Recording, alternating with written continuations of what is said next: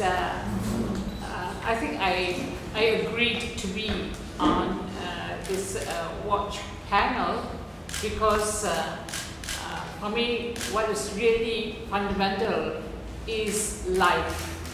And life, we only live once. And therefore, that life must be protected, it must be respected, and it must be valued at all times. Now, the highest responsibility of taking care of life is really left to the government of the day, to the state.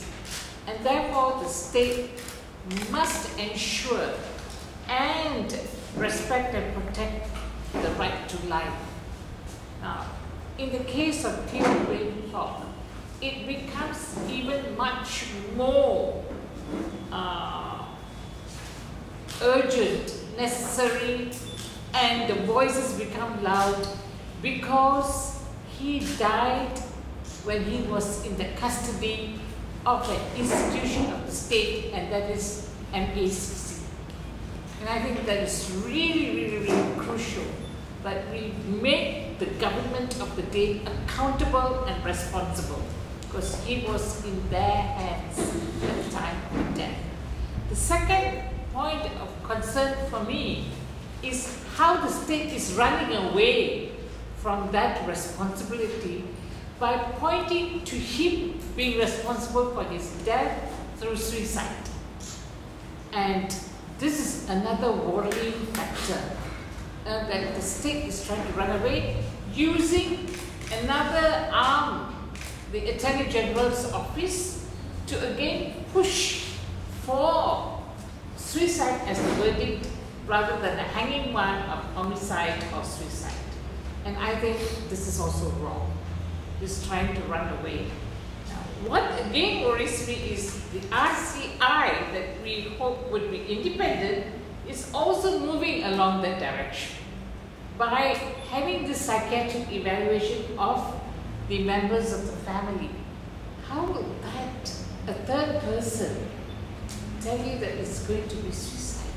He went in, he's a very young man, industrious, hardworking, as a political aide, working for change for us.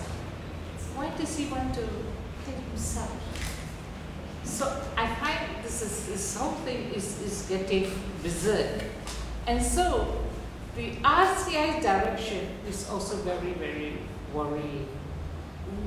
Because what we want is that we must arrive at the truth and at justice. Now, there is for me a concern, will we arrive at truth and at justice within this kind of direction?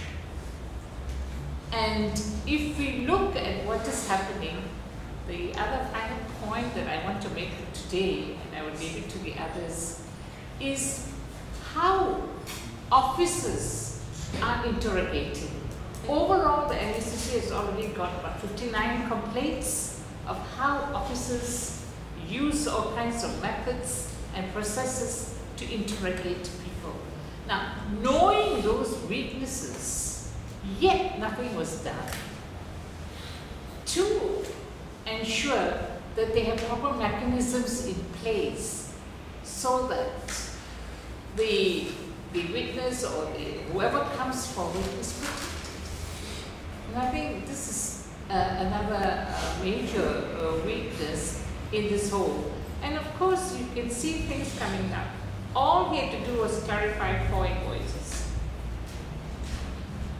payments, and the time taken, and how he went about were all issues and concerns that it's not just simply Theo Babe Hawk that we are talking about.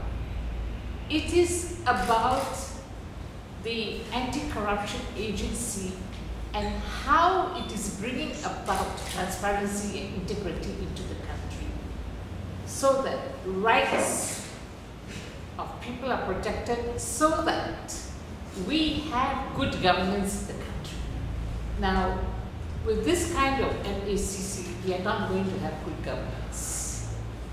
That's the one. So we have to also look at Theo Beng Hok's death, not just an individual death where life again is very important, but it affects all Malaysians. And that's why what will happen at the RCI, we don't want it to be a public relations exercise, but that we have to arrive at truthful justice.